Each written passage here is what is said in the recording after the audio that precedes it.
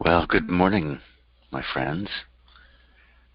Today is where I am a beautiful day with a light dusting of snow. It's April 15th, what used to be tax day, and has now this year been postponed.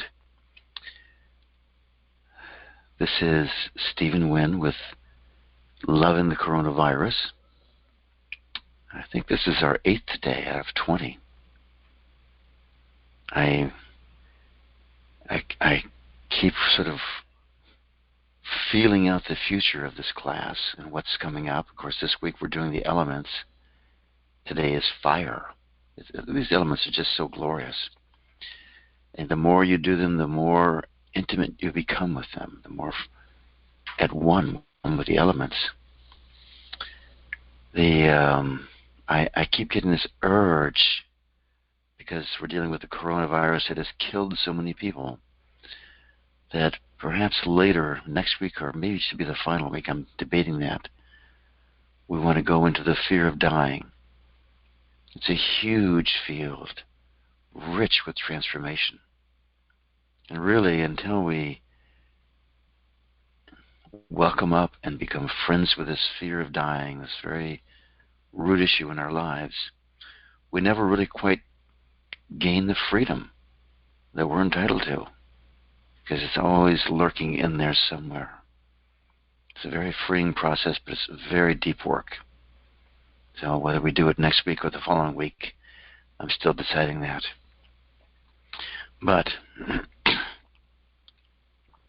let's get started on this morning's program, where we're going to be welcoming up our feelings about all the conspiracy theories about the origin of this virus, and about how different people and different parties and forces around the world are trying to harness this virus for their own benefit, and how other people are trying to harness it for the opposite side.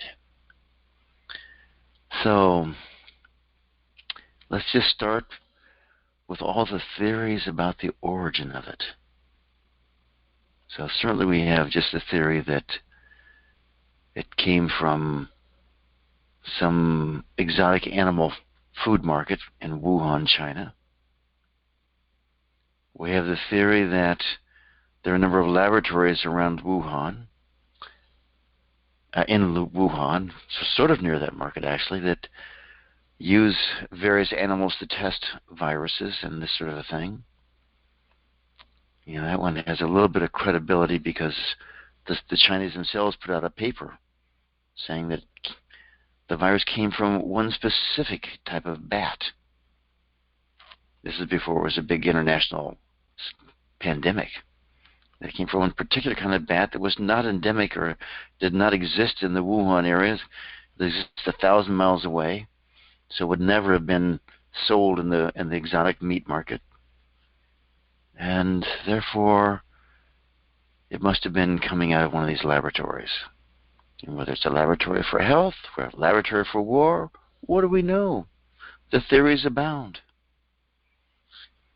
Of course, there's a theory that Wuhan was one of the 5G hotspots in China, and that 5G so weakened the immune system of everyone that they were just ripe for a virus to come and allow it to mutate and gain the strength that it gained.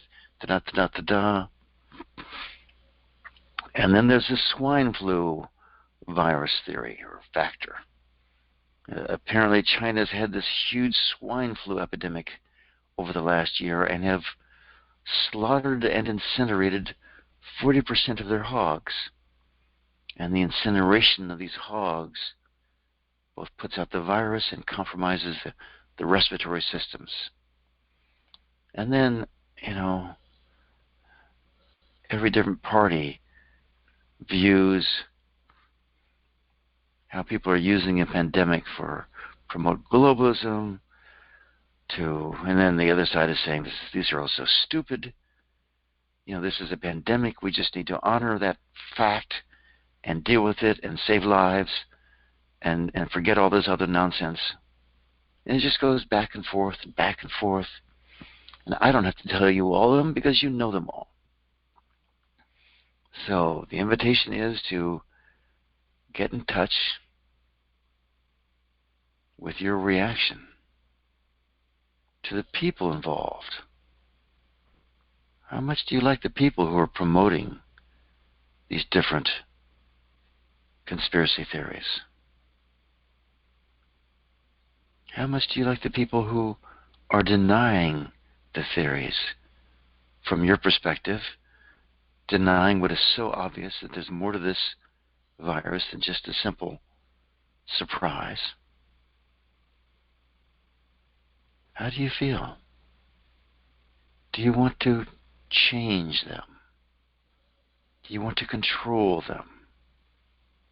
Do you want to make them go away? I know I get tired of all these long YouTube interviews. I mean, I get 10. I don't know about if I get 10 a day, but they just keep coming. People say, you got to listen to this one. You got to listen to this one. Come on, you guys. Who's got time to listen to all those things? So that's my reaction to them. And I don't know. I don't know. And everywhere I find assumptions. So, for you, what comes up? Just get in touch with that.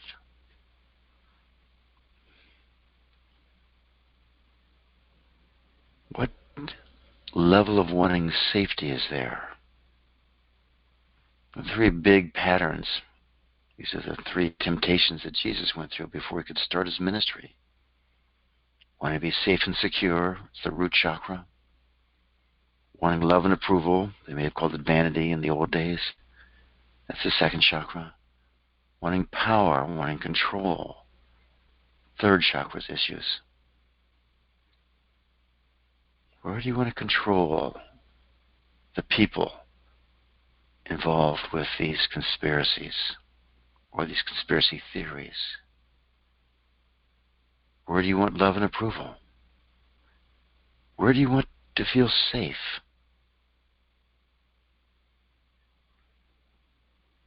Very easy with all the material I get to feel unsafe with 5G. They may be right, actually.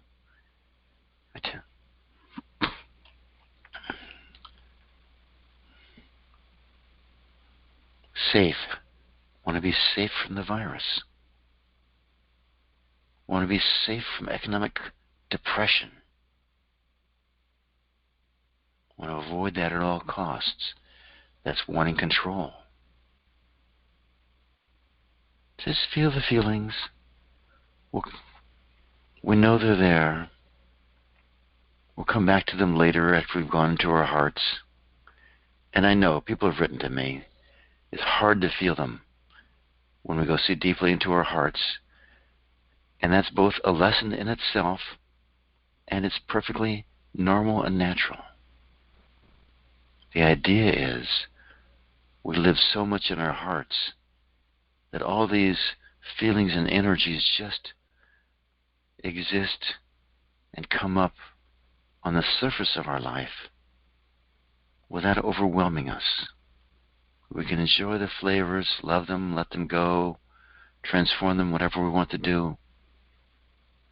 But deep at our core, we live in our hearts. We are heart-centered beings. Our hearts are the closest part of us to the divine mission, the purpose that we took on when we took embodiment. Could we allow ourselves to live very close and very near and dear to our divine purpose? And we do that by living in our hearts. So let's start this process, as we always do, by putting our hands on our heart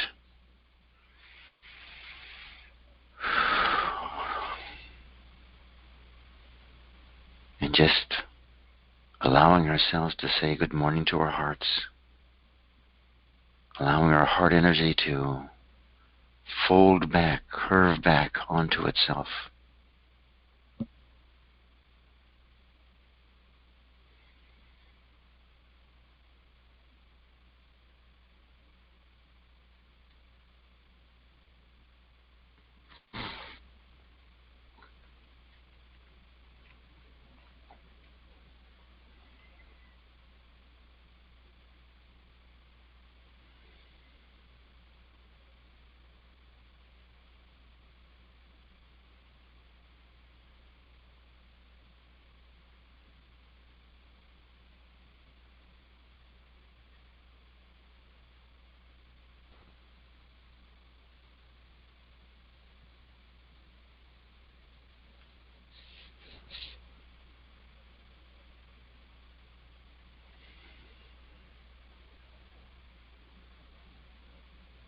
What do you notice about your heart?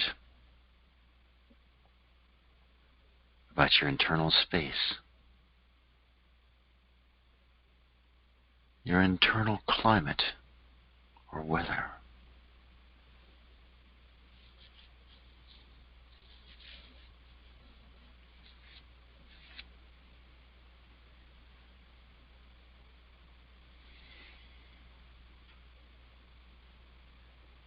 Can you feel your heartbeat? It's just a question, not a requirement. And just let your hands down into your lap. And just notice what happens when we connect to our hearts. How it changes our whole field of being.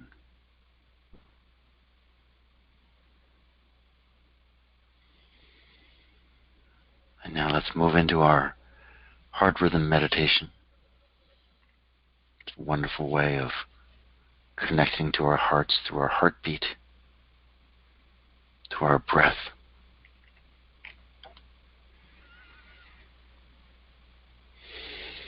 And just let's start by noticing our breath. What's your breath like this morning? How free, how open are your nostrils? Is one more open than the other?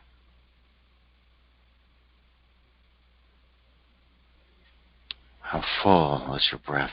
How full the inhale, full the exhale.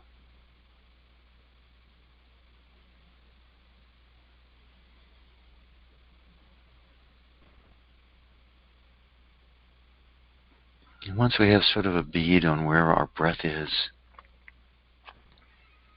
maybe we notice a little gratitude for this great, great and faithful part of ourselves. And let's just start shifting this breath a little bit, making it more conscious. The breath is one thing that can be both unconscious and automatic, and also it can be very conscious. Different parts of the brain get activated when we make the breath conscious, and it frees up the nervous system to purify. So let's start consciously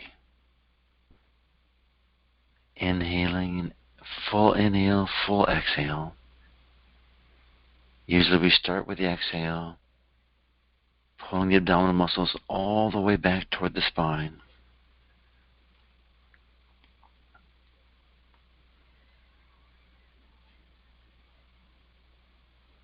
And then watching how automatically the full inhale happens. Full exhale.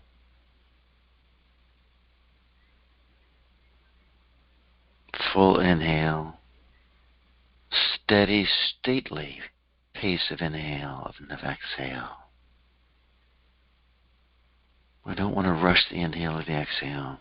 Full, stately, comfortable, measured exhale, pulling the abdominal muscles all the way back.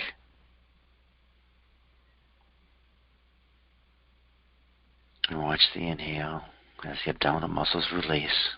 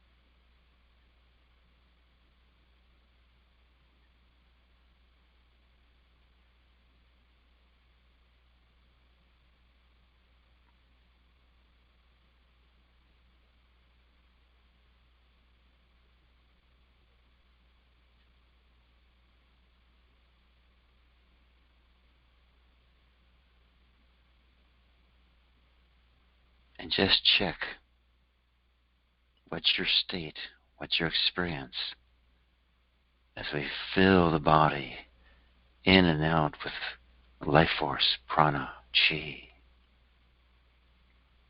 What happens to your mind?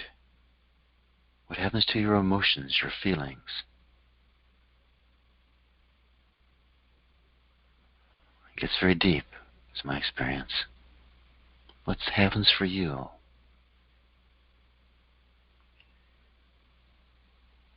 And now let's go to the formal part of heart rhythm meditation, where we connect the rhythm of our breathing with the rhythm of our breath.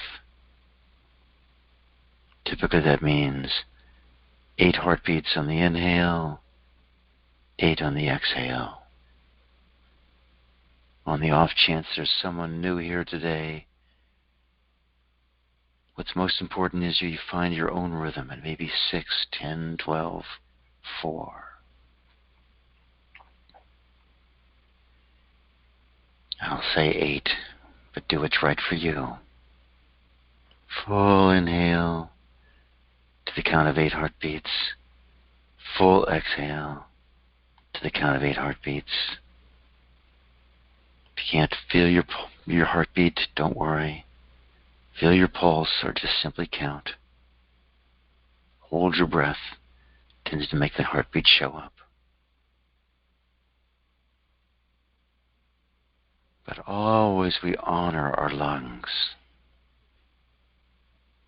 Always honor, we allow them to fill and expand in capacity. It's a culturing, it's not a forcing.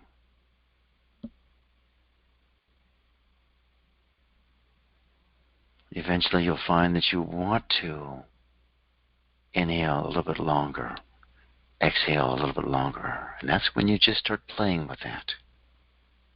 Never forcing it.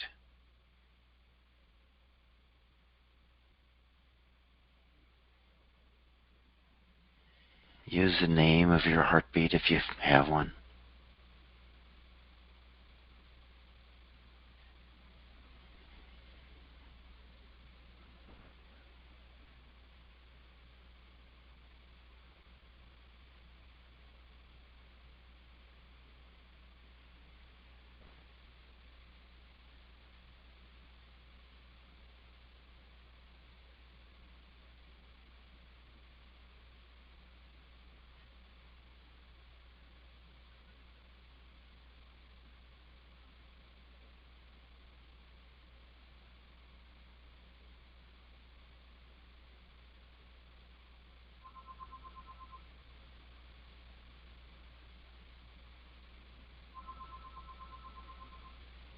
And just check.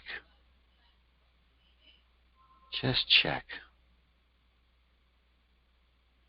What's your experience as we move into this basic rhythmic breath?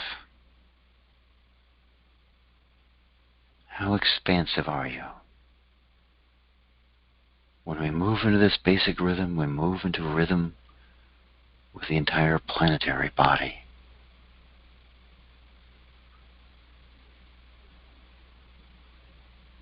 With all of nature.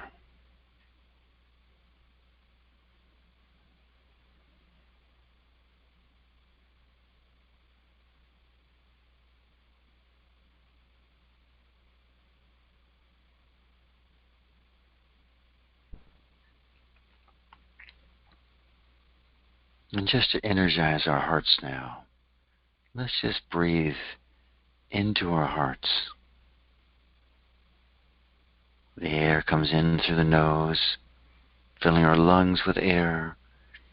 But there's a second stream with every breath, an energy stream.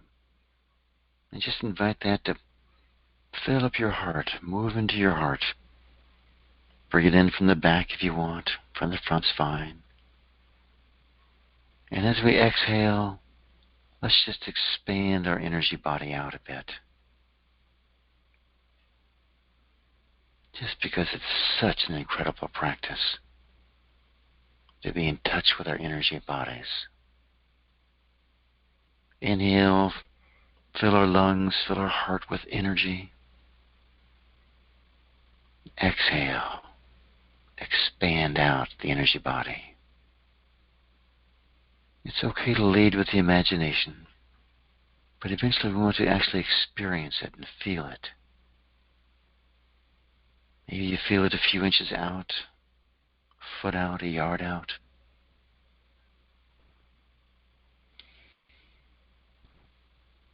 There are different parts of the energy body, different stages of it.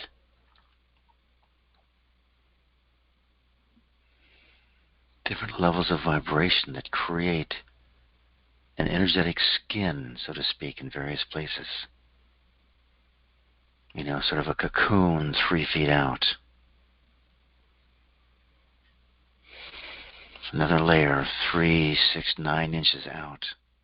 Just my experience.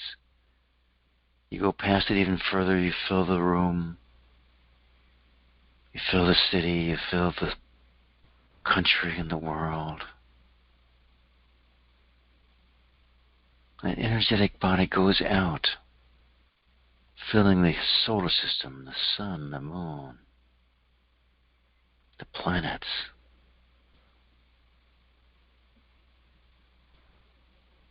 It's actually an incredible thing when we move our energetic body out.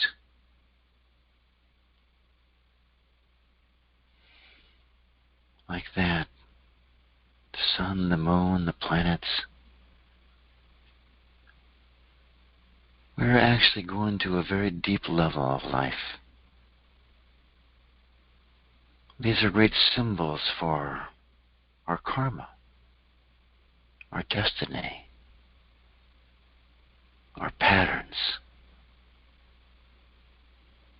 And it's another way of making friends.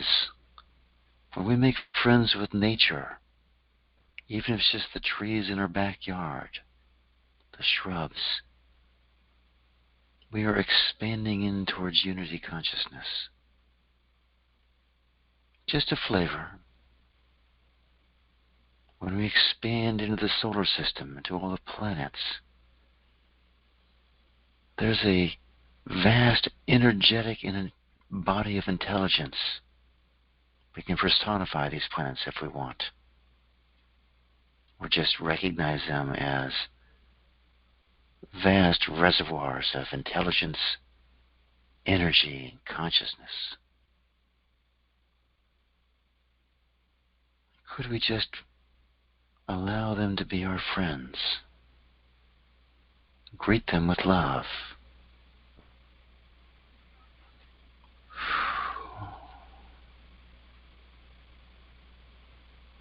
Imagine greeting all of your karma with love. How powerful can that be?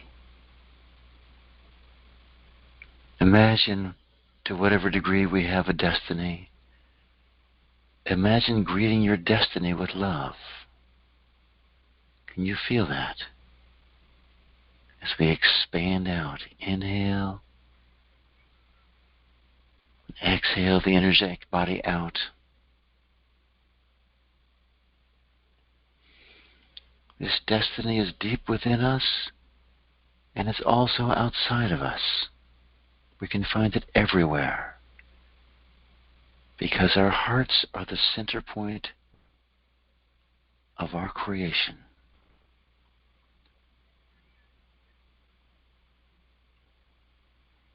Every bit. It's like those holograms, where every little bit of the hologram contains the wisdom and the fullness of the entire hologram. This is creation for us. It's out there, it's in here, in our hearts. Could you go ahead and allow, inhale, fill up the heart, feel the heartbeat, exhale out, and fill up the galaxy, this beautiful Milky Way galaxy, this big disc-shaped galaxy, spinning on its own axis.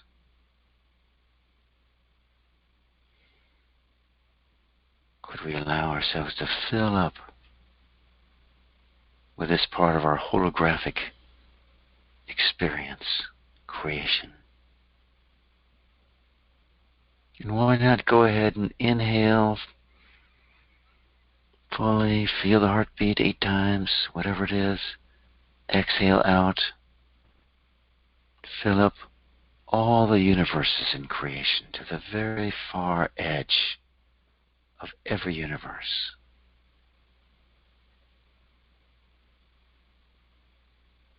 And again, notice there's no definite edge, it's just a soft field. Because we are infinite and the universe is infinite.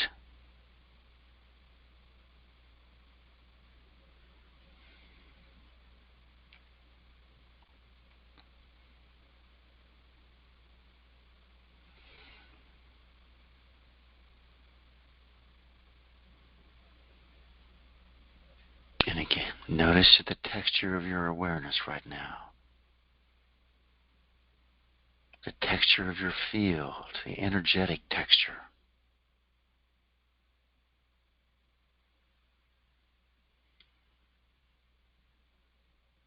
We're going to be connected to our hearts and vastly infinite.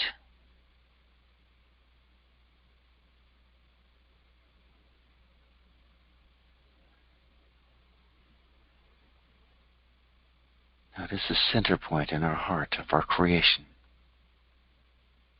And can you allow everyone else with their hearts to be the center point of their creation?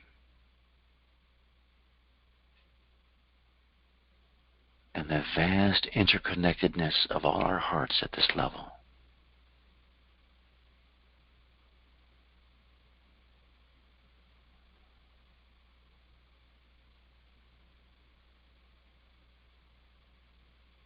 And at this vast and deep level, let's just play here with one more exploration. Let's invite the 5 elements to come into our awareness. These vast impulses of creation. Could we just invite the earth element, whatever that means to you, whatever qualities it has? Could we greet it with respect, honor? And the same with the water element. Whatever this element is to you, maybe it's just your surface experience of it, that's fine. And now, fire, Agni is called in the Vedic tradition. In the Western mystical tradition, Prince Ramesses and Diana, the fiery salamanders. Every tradition calls upon these beautiful earth elemental energies. And how about the air element? This vast ocean of air we live in moves as wind. Could we greet this air element?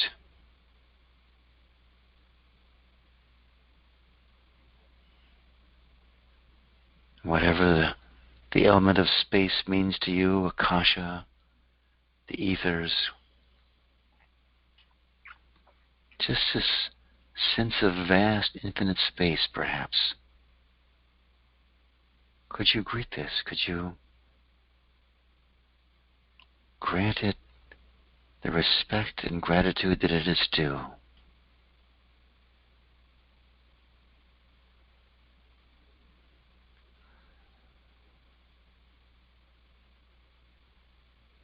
And can we allow these 5 elemental forces in creation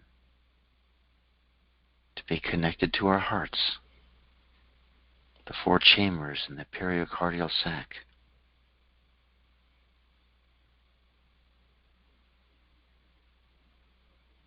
And again, notice your experience.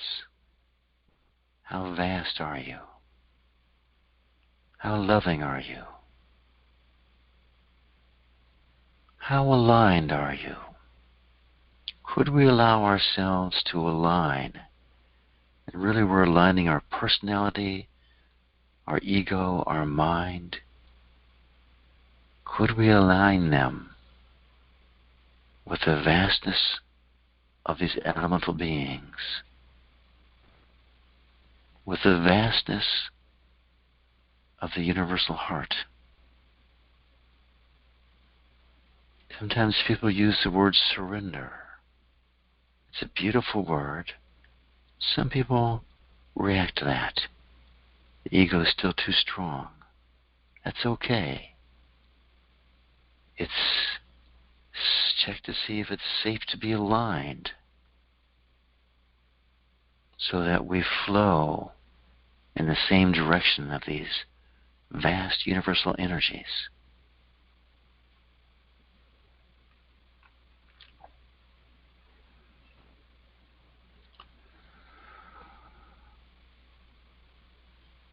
And today we're going to work with the fire element. So let's come back to our hearts, thank these vast elements, thank them, thank our hearts, thank our ability to expand and experience the vastness of life. But let's get to a very practical level, although that's also very practical. In terms of dealing with fire in our lives. So again, inhale to the count of 8 heartbeats if you've lost that. Exhale to the count of 8 heartbeats.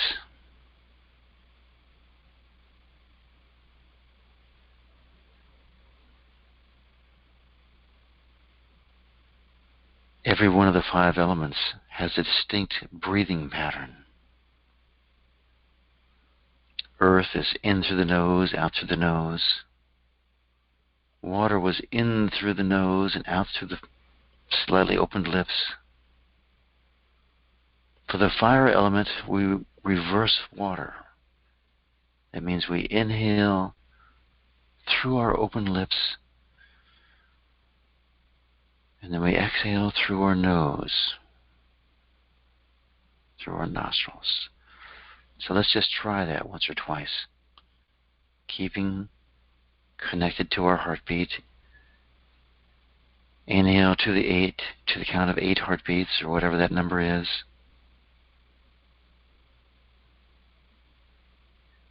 And then exhale through the nose.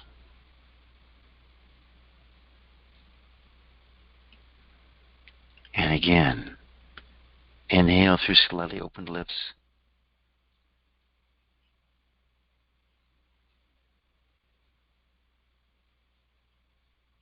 Exhale through the nostrils.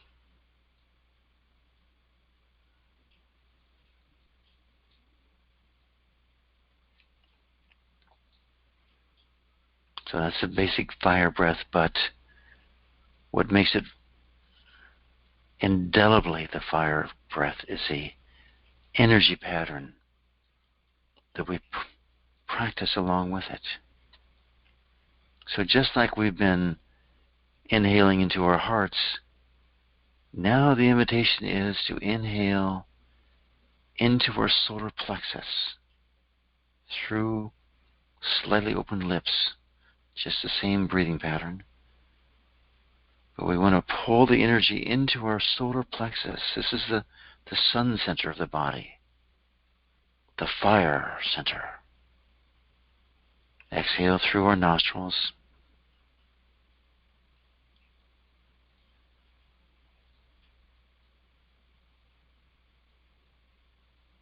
Inhale into the solar plexus. It just takes practice. You'll get it. And allow the energy to sort of hold there. In fact, you can hold your breath there if you want. As we build up this fire and becomes this beautiful orange-red bed of coals, so to speak. This fire, quite often this is the color associated with it. It's like water is associated with blue-green. This is associated with orangish-red.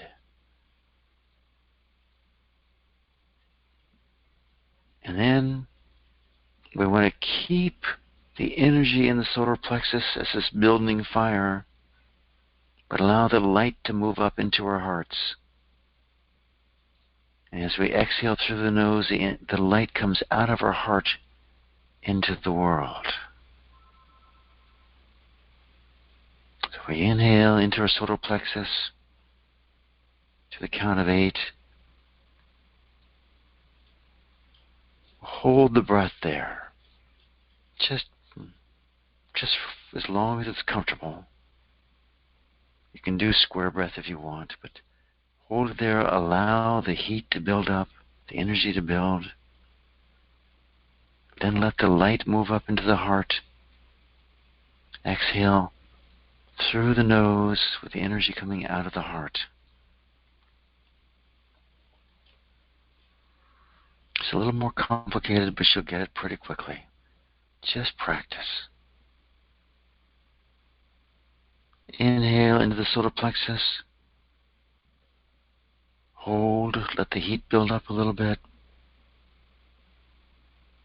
Let the light rise up into the heart.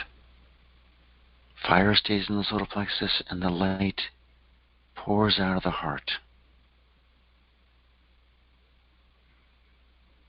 All in a steady exhale to the count of 8 heartbeats. So just play with that a little bit. I'll describe it one more time, then give everyone time to just play with it, to experience it. So we're going to inhale to the count of 8 heartbeats, just through slightly open lips.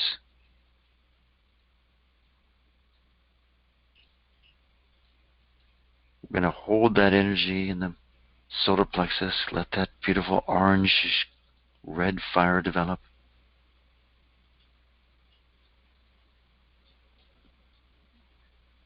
And then let the light rise up, 4 inches, 5 inches into your heart, up into the chest and out.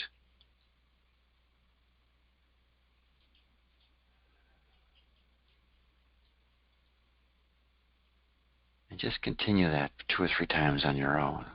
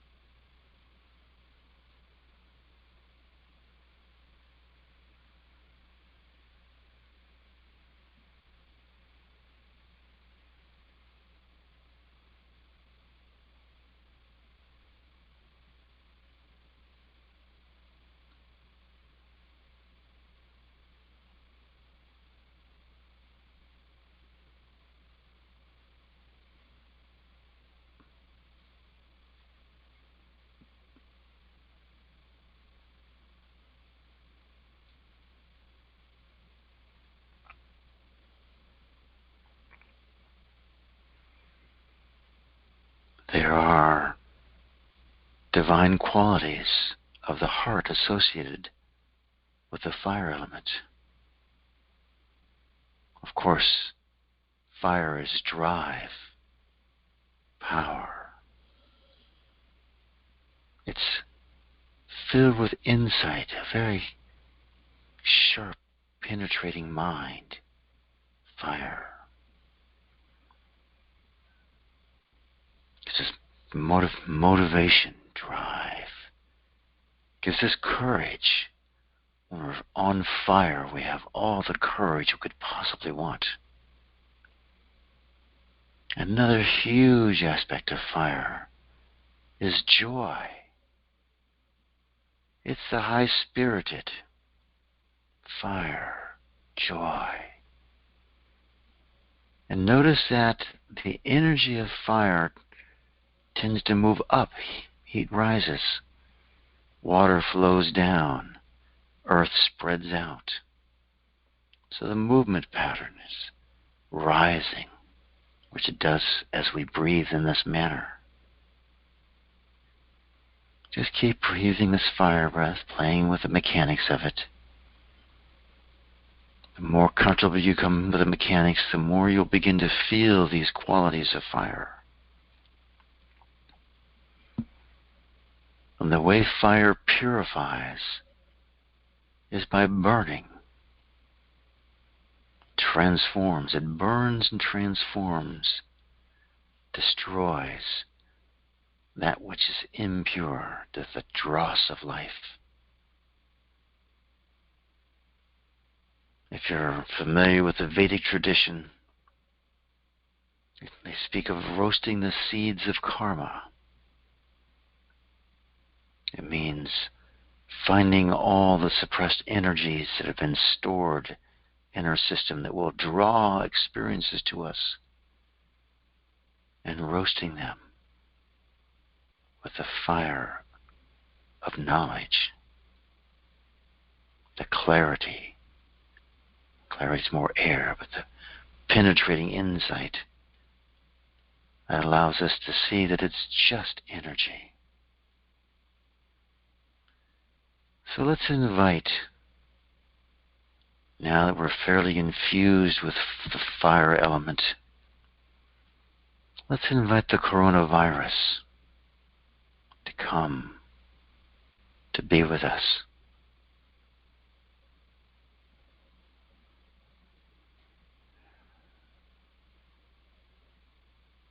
Just a welcoming. However it looks to you. We've all seen pictures of these circles with spikes on them, how it penetrates the cell walls. Whatever it means to you, whatever it looks like to you, whatever it feels like to you. Some of us don't see these things, we feel them. Could we sit here as a being of fire, fully enveloped with the fire element,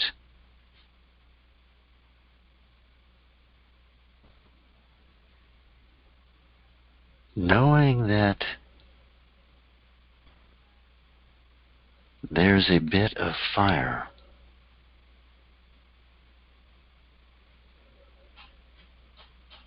and almost everything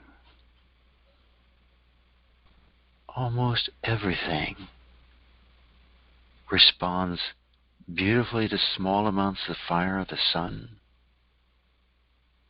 and has a reaction to too much. So could we allow the coronavirus to come to us and be completely safe in this presence of fire?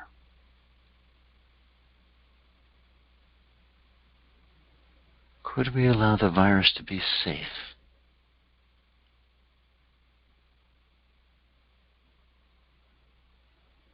And could we invite this beautiful fire element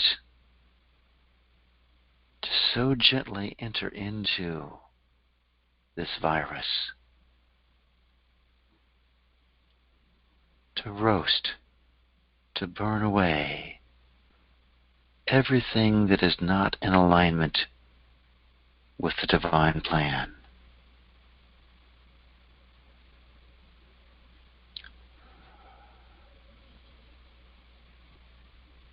And at this very, very deep level, can we extend this warmth, this energy, this sun, to this virus in a most loving and tender way?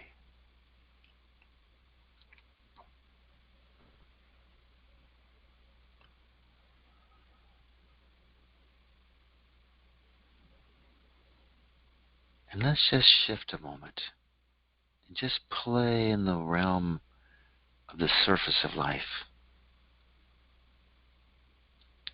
Could we allow the fire element to expand and move into all the hospitals in this country and the world and burn away the dangerous aspects of this virus. Roast the seeds of this karma that we have of this pandemic. Could we allow the entire body of humanity to be engulfed in this beautiful, purifying fire, and let this destiny be shifted by this beautiful, burning fire elemental being, Agni, Prince of Rameses.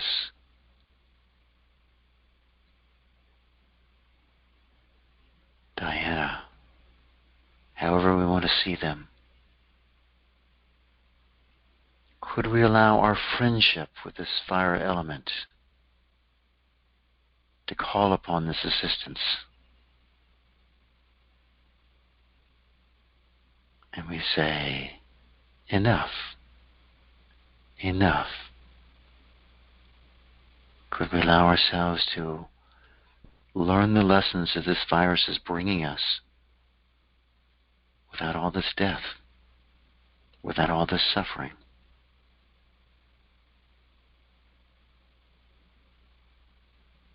And let's come back, tune to our hearts, welcome up this fire element within our bodies, and as this vast energetic impulse of creation, one of these 5 elemental forces. And could we just greet this being of fire with love, with gratitude for all of the incredible gifts that fire brings to us. Cooking our food, burning gasoline for our cars, all the electromagnetic energy that powers our lifestyle, the warmth it creates. Could we just sit in gratitude to this elemental being?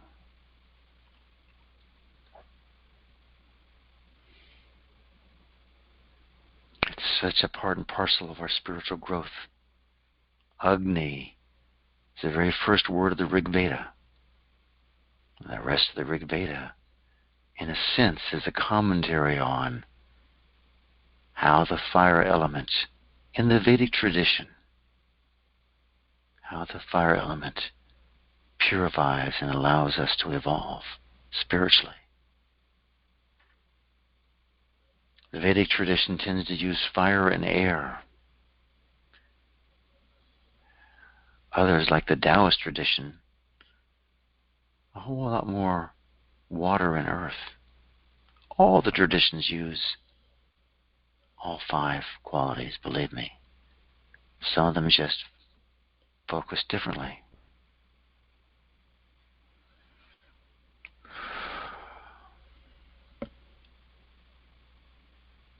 Is there more love or is there more light?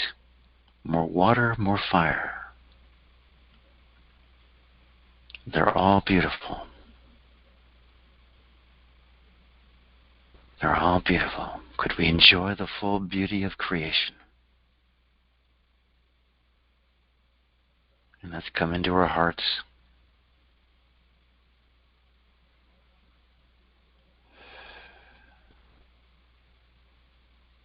Feel our feet firmly on the ground.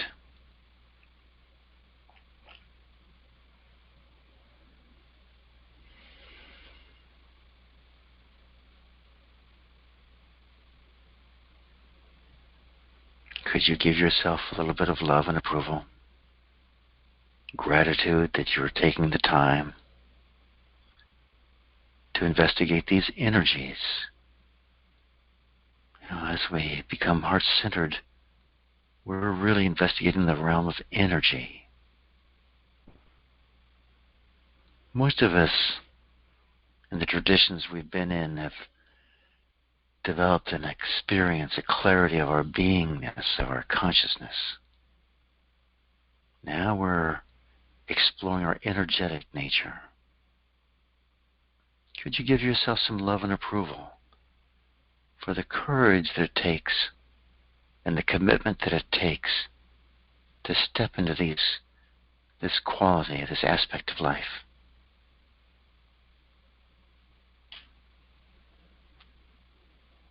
So with clarity of heart, feet firmly on the ground, just take a moment to end this meditation.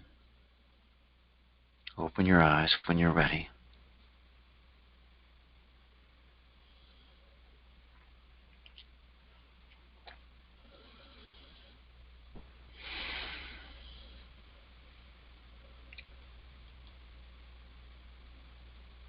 And always notice your state when you finish a meditation.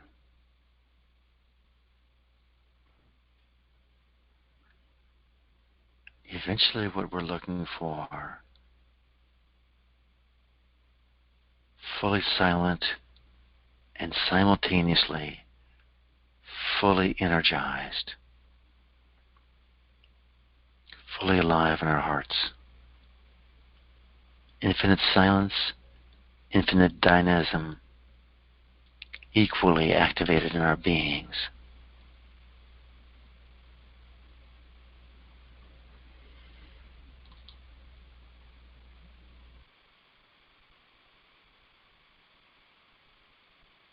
I've just clicked the button for the Q&A session where we work one-on-one with individuals.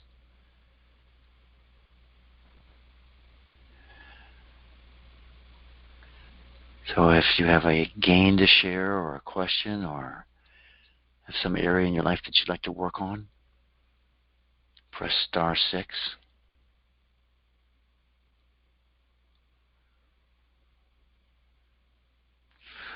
But feel free to take time to come out of meditation.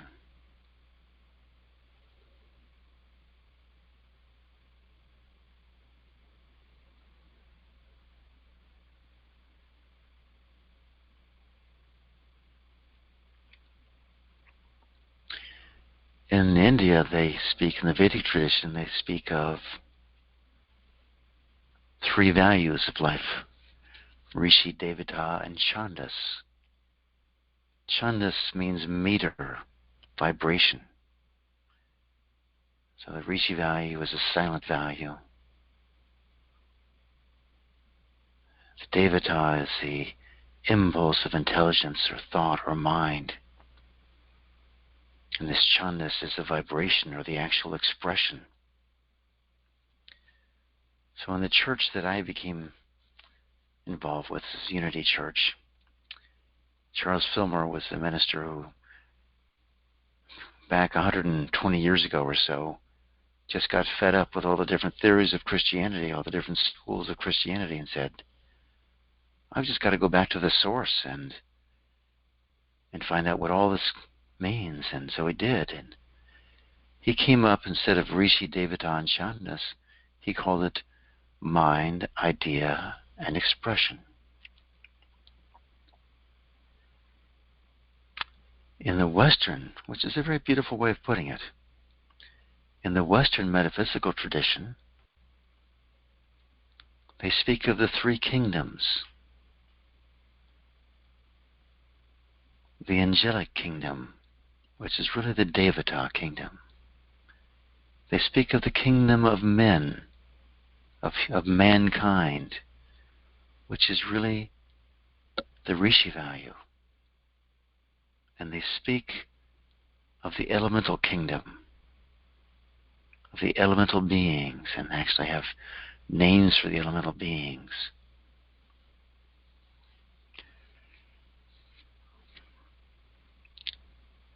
As we explore energy, we're really exploring, in a sense, this elemental kingdom, this chandas, this vibration, which ties into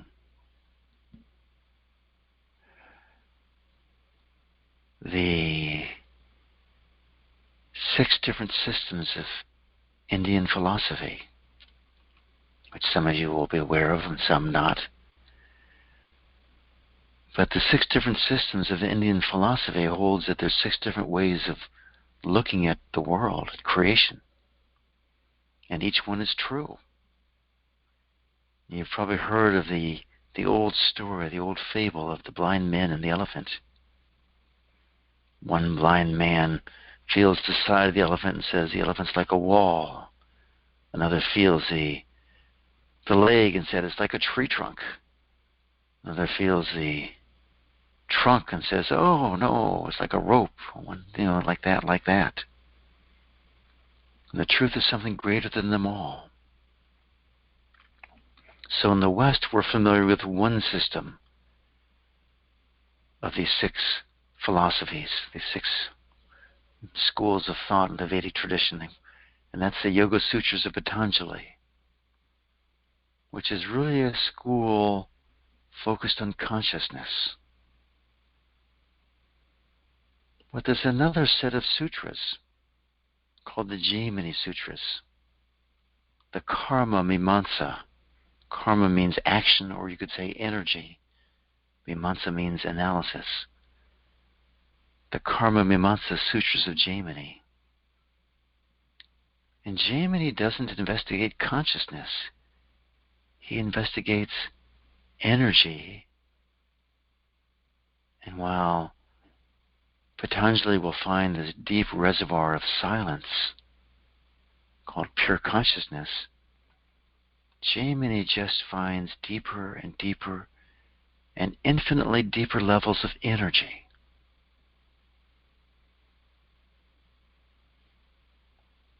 And that's what we're investigating here. Deeper and deeper and deeper levels of energy. We want to align. Alignment is mastery.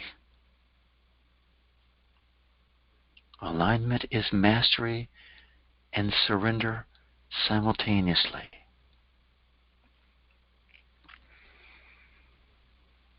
The Sufis speak of 3 approaches. The way of the master, which is mastery, or we'd call it co-creation in this culture, in the New Age culture. The way of surrender, the way of the saint, really. How these saints just surrender to whatever is there and love what's there. They have a 3rd approach called the way of the prophet, which is a blend of mastery and sainthood. And it makes so much more sense, all the different schools out there saying, oh, you're the master. Oh, surrender. Could you let that go? And yeah. The prophet, calling on mastery or surrender as needed. So, Jaimini could be approached through mastery, could be approached through surrender. I like the term alignment because I resonate with the path of the prophet. Each of us will resonate differently.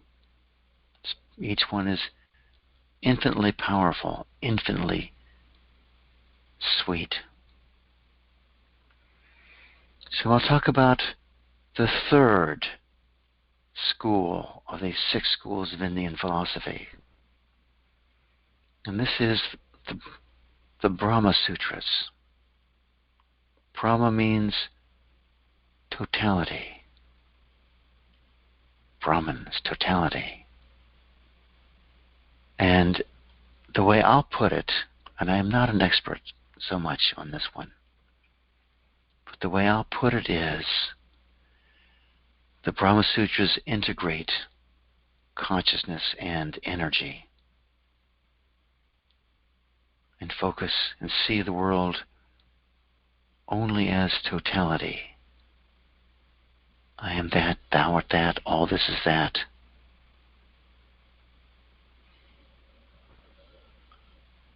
Only as oneness. But these differences cannot exist other than as illusion.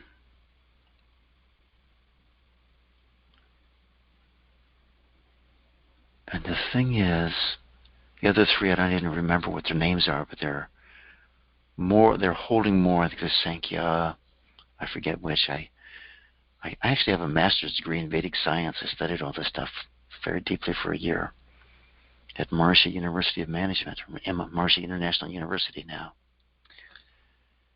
So they're more theoretical. These three sets of sutras are more experiential. Patanjali's Yoga Sutras, Karma Matsa Sutras of Jaimini, and Brahma Sutras are more experiential. Anyway, I've been talking, waiting for someone to step into the star 6 question and answer portion here. But it's nice to get that framework out, isn't it?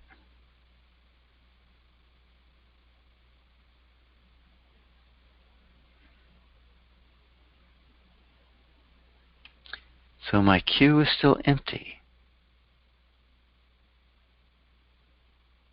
Oh, it says I have one pending question. Hang on, it's not showing up yet. 2 pending questions. Okay, I am so sorry. I didn't have my screen in the right place. Area code 301-767. Good morning. Oh, hi. This is Lynn.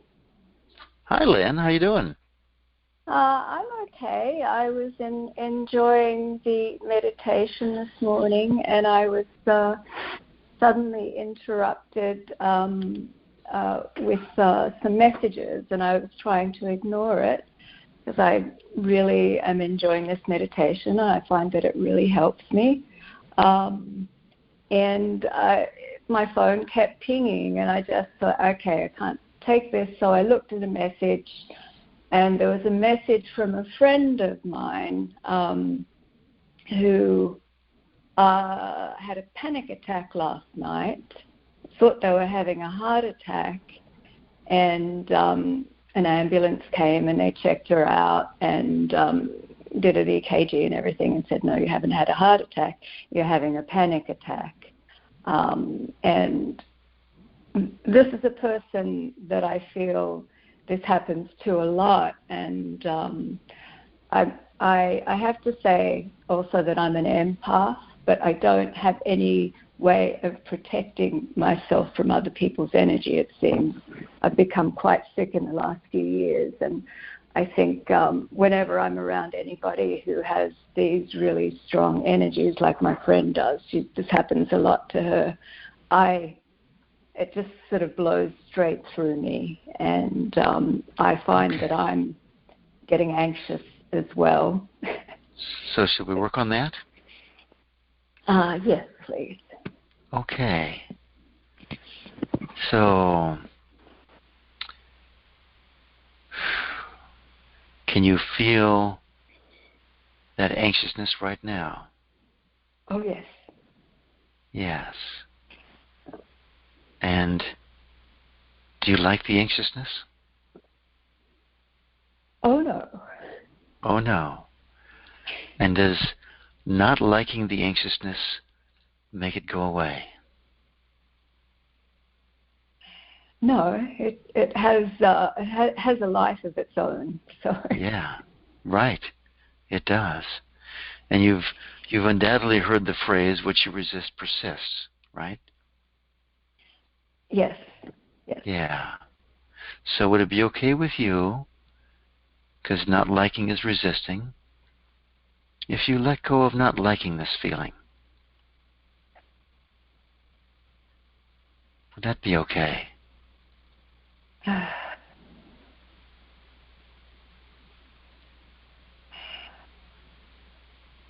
I can try, but it's Let sort me of so strong that it just it affects my physiology. I have Gotcha. to tell you, I have the skin burning syndrome, and any Okay.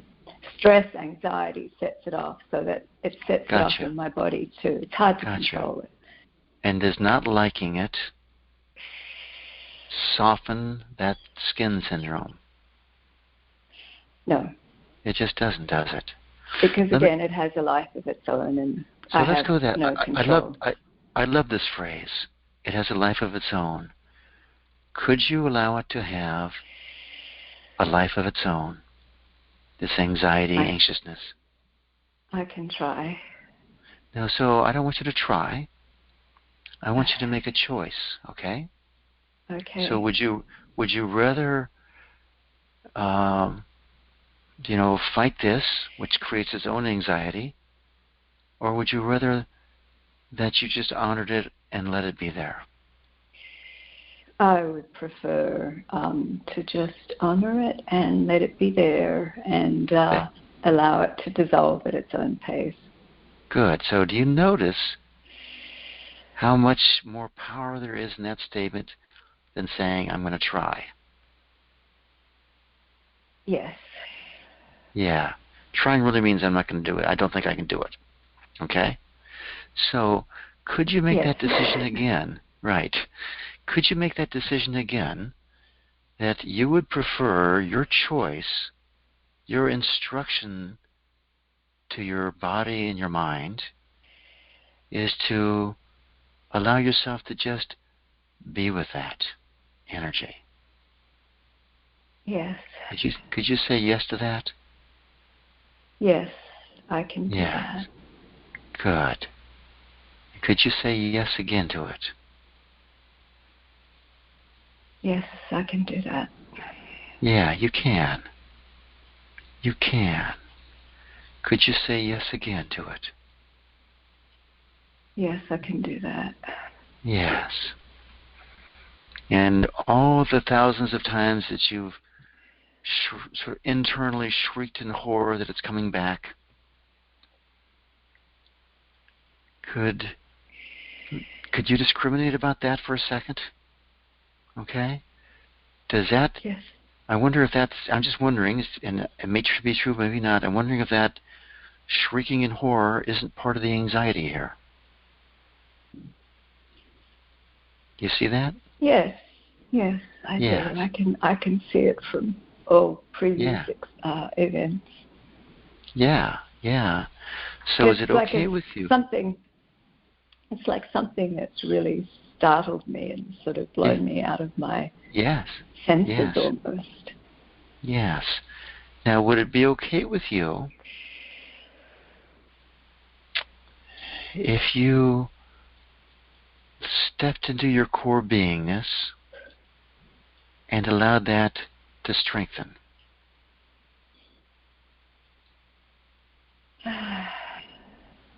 Would that be okay with you?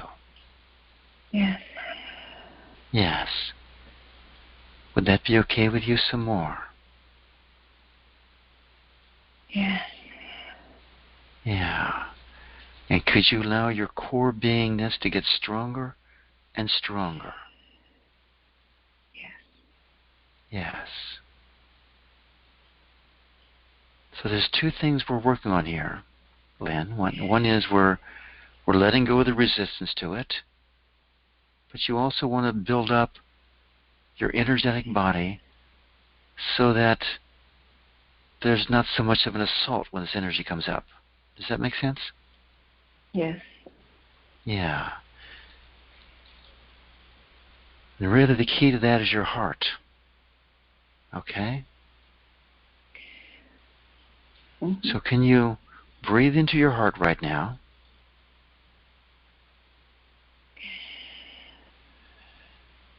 And is it okay with you if you strengthen your core sense of being in your heart? Yes. Yeah. Yeah. And from this sort of expanded sense of self could you allow yourself to notice that you can get bigger and bigger and stronger and stronger?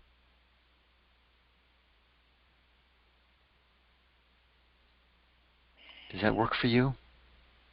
Yes. Yeah. Could you get a little bit bigger, a little bit stronger, a little bit more stable? Yes. Yes. And can you notice the majesty of who you are right now? Yes. Yeah. It's pretty amazing, isn't it? Mm-hmm. Yeah. So from this place of majesty, how big does that resistance to this energy that has a life of its own, how big does that not liking look? Not very big at all. Not very big at all, right. So from this place of majesty, could you just sort of brush that away with the clarity that you don't need that anymore? Yes. Yes. And allow that pattern of reacting, of this not liking, to just sort of fade away, and allow this pattern of experiencing your majesty and core strength to get even stronger.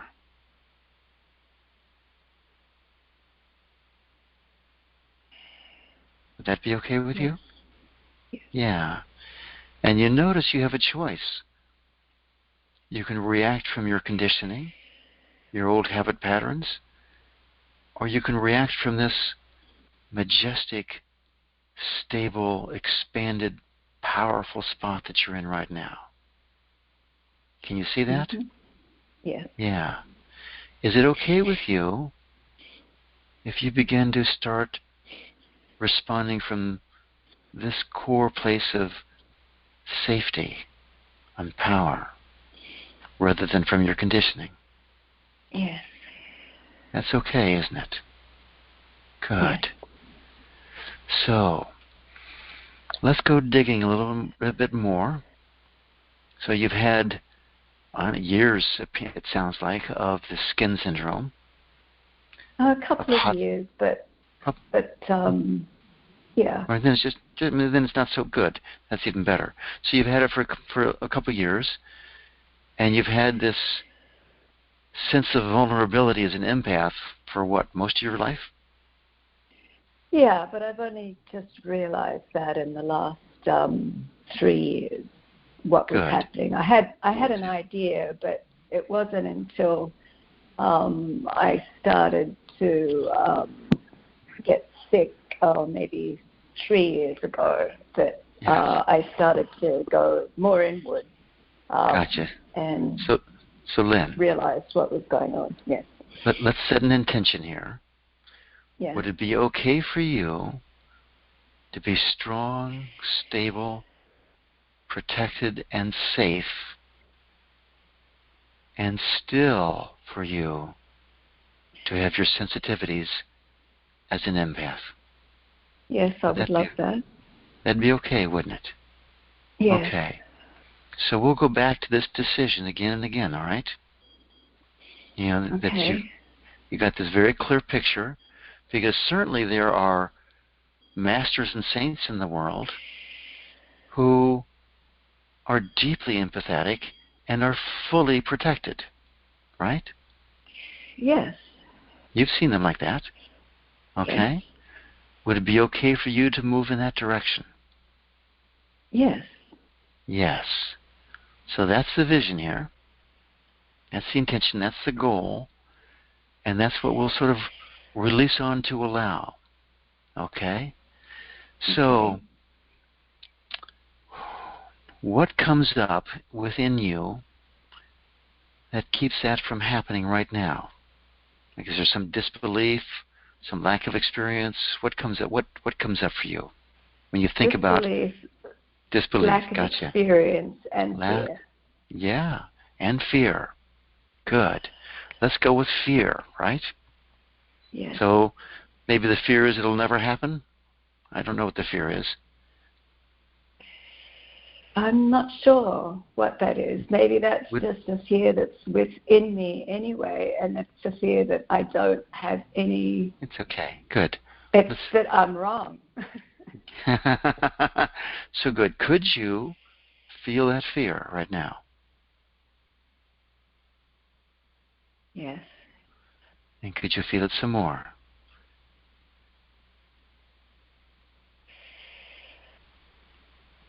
Yes. And could you just be with it? Yes. And be with it some more. Yes. And more. Yes. And what happens? What's your experience right now? But it's a more settled feeling. Yes. Could you be with that fear some more? Welcome it up. Okay. Yes. And just to discriminate, are you less likely or more likely to experience a state of being fully safe and fully sensitive when you let go of fear? Much more likely. Much more likely, yeah. So let's look at your disbelief here, okay? So what's underneath that disbelief? I can't do it, or not worthy of it? Maybe not worthy, but also in the past when I tried to express that, it's like, oh, you're pretty crazy, Yes. or disbelief from others. So good. But I know I'm not. I know now. I know I'm not crazy about this. I know what's been happening to me. Right. So this disbelief, can you see it's just a thought and a feeling? Yes. Yes. And have you ever let go of thoughts and feelings before? Yes. Yeah. And is this helping you, this disbelief? No, it doesn't help at all. No. The hindrance. Right. So would it be okay with you if you honored it, loved it, because it's there, and then just let it go? Yes, I can let it go. Yeah, and just let it go some more.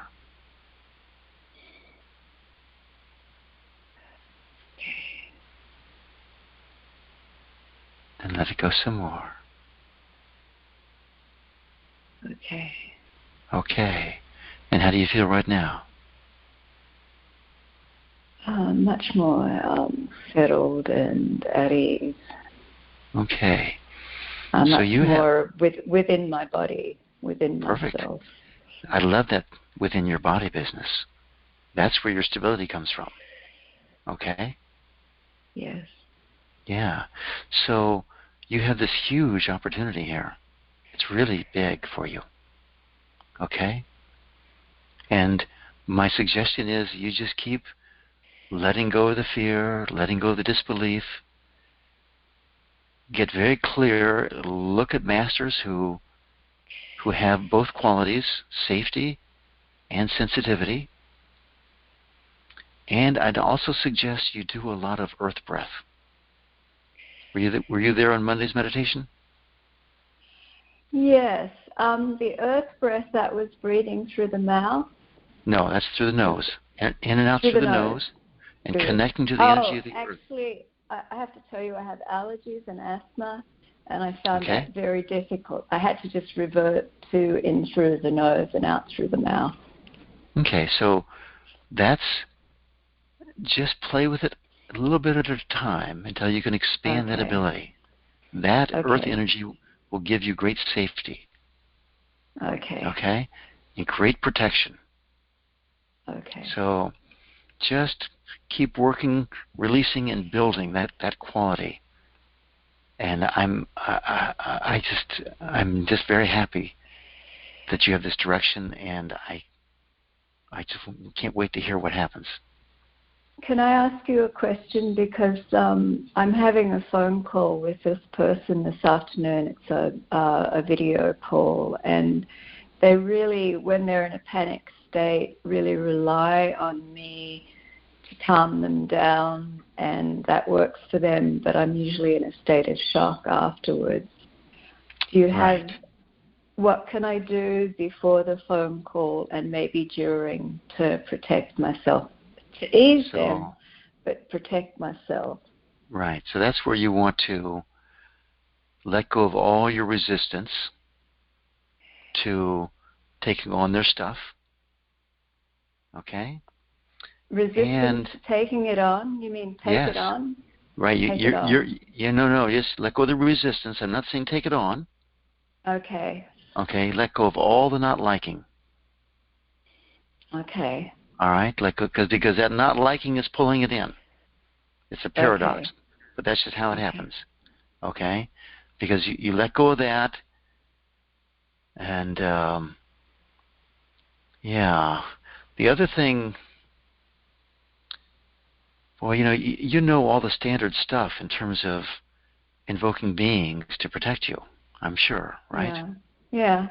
I have, I invoke an angelic presence that I try to keep with me.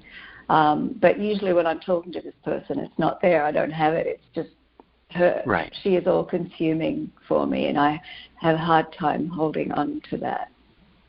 So I'm going to invite you to, and I understand you want to help.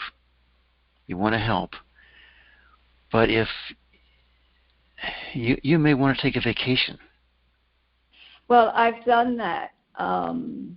This is somebody that I've had to distance myself from, but I love her, and of course, she loves me, and Well, of course she loves you. You take on all of her energy. I am taking a vacation, actually. I'm not seeing her in person, and that is a vacation for me. I've actually found this is very, having to do social distancing, I'm finding that it actually, I'm finding some benefits to it. But even during a phone call when she's freaking out, it's difficult. I understand. So your job is whatever comes up, let the energy go. Okay. Let it go. Just let it go, let it go, let it go. Okay? Okay. And if you don't have any resistance, it will just float right through you. And when she starts panicking, I'm going to suggest you need to go to love. So silently just tell her, I love you, I love you, I love you, I love you, I love you. Okay. And you'll find, by the way, if you can get into that energy of love, that what happens is, in any interaction, the higher between two people, the higher energy wins. So right now she's been winning because you haven't been moving your energy up. You've been buying into her stuff. Okay. Okay? Sure. So just sit there as she's freaking out. Go into your heart, breathe into your heart, and just say, I love you, silently. I love you, I love you, I love you. And just do that, okay? Okay. By the way, I have, she has had wanted to do a video call with me every day, and I just said, in the beginning, I said, I don't think I have the energy for that. No. So it's once or twice a week. I would do that max, and honestly, until you can protect your energy, you're not doing her any favors. Yeah. Okay, you think you're helping her. She gets a momentary relief, but really, you're just recycling energy between the two of you, and you're not taking her out of her stuff. I understand that, and I'm actually also going to ask her because she's having a video yoga session, and her yoga teacher has told her she's going to do some deep breathing with her, which I've been trying to tell her for a long time, but she won't listen. But hopefully now she will. Okay. So she'll be going through that, and then she'll have another phone call with another so friend Lynn, to settle it down. Yes. Lynn. Yes. So we're turning this into a discussion. And, I'm and sorry. No, it's my fault. I got in there. So I'm going to let you go. Yeah. And so you have a direction, and just let us know how it goes. All right? Okay, I will. I'll see how it goes this afternoon. And if I can't have the call, I just won't have it. I'll cut it short, or good. I'll take your advice on that. All right. Thanks very much, Lynn. Okay. Thank you very much for your help. You bet. So, area code 315 will run a little late today, but I'm happy to do that. Hello. Hello. Hello. Hello. Who's this? This is Kathleen. Hi, Kathleen. When I was doing the meditation with you, when you said to go out, take your energy out as far as you can go, I suddenly realized that I didn't want to take my energy out that far, because I have the lacking financial energy. And I said, oh my goodness, I'm spreading this everywhere. So I said, oh, I don't like it. And then as the meditation went on, I realized, so I started asking people, in my head, why don't I like this? And then they said, because you're always giving, you like to give. So I said, okay, if I go all the way out there with you, and I'm just giving all the time, giving. Then I said, but I still have that lack. And so the next thing that came up was, you have that lack because while you're giving, you won't receive anything on the way out. So I said, okay. So I said, that's pretty interesting. And then I go to myself, all right, how do I receive? There's where I are. My goodness. So could you love your mind right now a little bit? Yeah. Good. And could you give your mind a little bit more love? Yes. And even still more love? Yes. And even still more love? Yes. And even still more love? Yes. And what happens when you love your mind? It goes quiet. Yes, perfect. So, would it be okay with you when you find yourself trying to figure out this and that, that you let go of trying to figure it out and just give your mind some love? Yes. It'd be okay, wouldn't it? Yes. Yes. So could you love your mind some more? Yes. And to squeeze the lemon here a little bit, imagine your mind has all these questions and they're never, ever, ever answered. How does that feel? Any reaction to that? Yeah. Whoa. Wow. So could you welcome up that reaction? Yes. Love the reaction. Okay. And just be with it.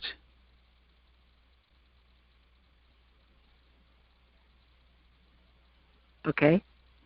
And be with it some more.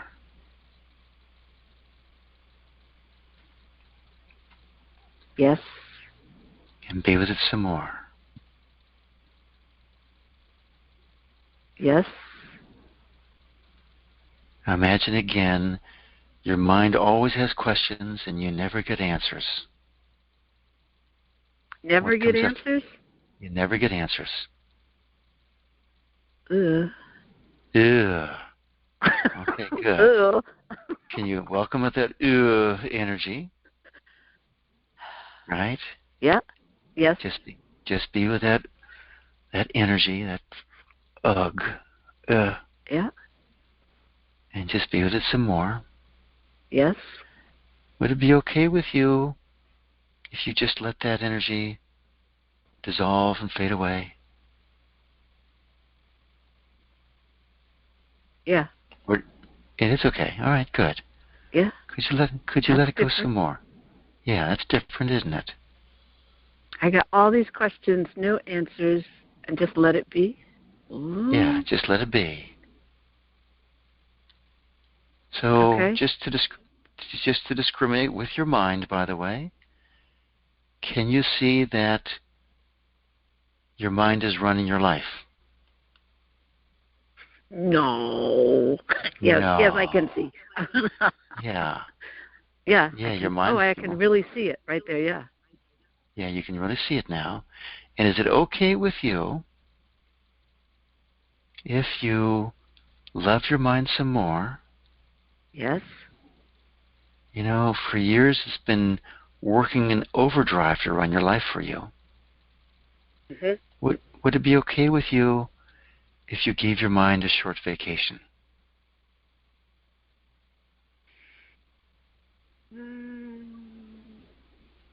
That's kind of scary.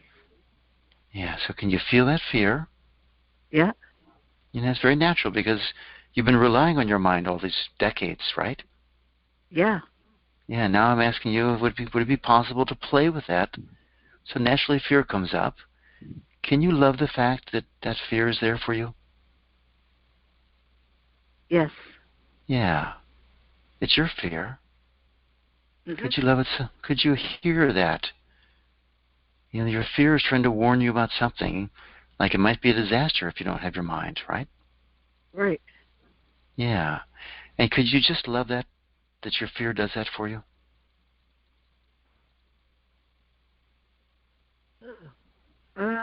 Yeah.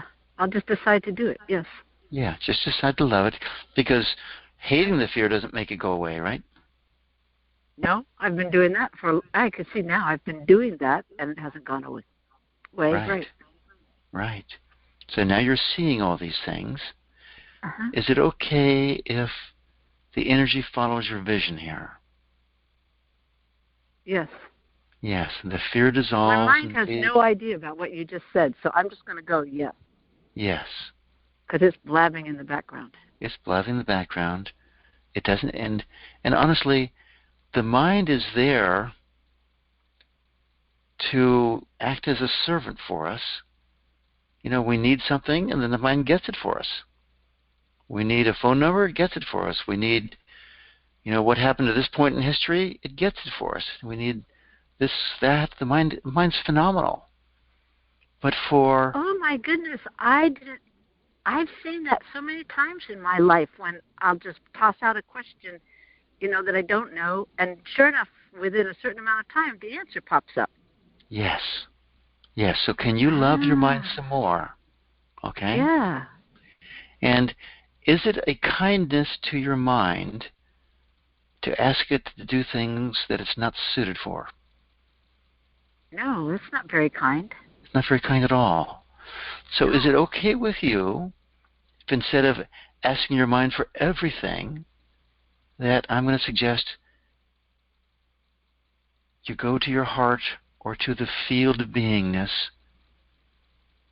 for questions when the mind doesn't have an answer? Oh. Is that okay with you? That's like, that's like exciting. Yeah. Yeah. Yeah. Oh, that's different. Yeah, I haven't. Oh, yeah, I've never done that. Well, maybe I have, but I don't remember it. Yeah. So good. So here's the thing.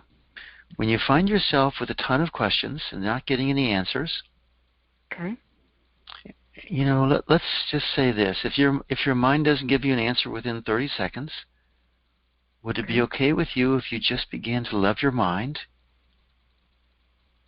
and let the answer show up from your intuition or from your heart? Oh. Would that be okay? Yeah. Yeah.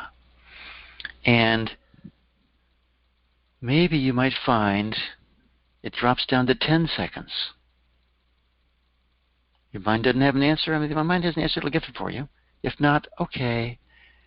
Is it okay with you if you just relax into your heart into your beingness, into this silent, quiet place we're in right now, and then let the answers show up at the right time and at the right place. Is that okay with you? Oh, yeah. Good. That would be cool. Okay. So that's the job for you. Thanks. All right? Yeah. How do you feel right now? I feel really good. And then when I came onto this call, I asked that there would be something different because I knew there was something that I needed to tweak something. Yeah. And I go, oh, that's just like, yeah, because that tweaks what I've been doing all my life. So, and it's really exciting. It's a neat opportunity.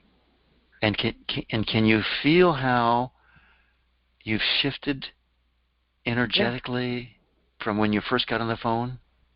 Yeah, I'm up. I'm up a lot. Yeah, huge difference in energy. Yeah. All right, that's what we try and take you to. Thank you. Thank you very much. All right, Kathleen, many blessings to you, and thanks for stepping up. Really appreciate it. All right, thank you. Okay, my friends, we are going to call that a day. And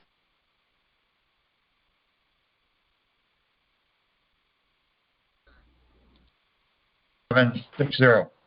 so thanks very much, everybody. Thank you, Stephen. You are Blessings on all today. Blessing on all of us. Okay.